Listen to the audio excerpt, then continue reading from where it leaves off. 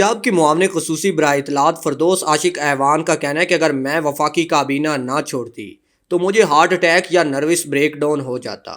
20 گھنٹے کام کرتی، نیند پوری نہ ہوتی، نہ ریسٹ ملتا، کھانا پینا بھی ٹھیک نہ رہا۔ سما نیوز کے مطابق معاون خصوصی برائے اطلاعات کا کہنا تھا کہ پورے سیاسی کیریئر میں کبھی دوائی نہیں لی تھی، لیکن 1 سال میں بلڈ پریشر کی دوائی شروع کی۔ اتنی ٹینشن تھی کہ 1 سال کی ٹینشن میری پوری زندگی کی ٹینشن کے برابر تھی۔ خان صاحب اعتماد کرتے، صبح ایک ہاتھ میں ٹوتھ برش اور دوسرے ہاتھ میں کارڈلیس ہوتا تھا۔ ہر میٹنگ میں موجود ہونا اور پھر بار بار سوکھی کافی پی کر تیزابیت اور بلڈ پریشر ہوا۔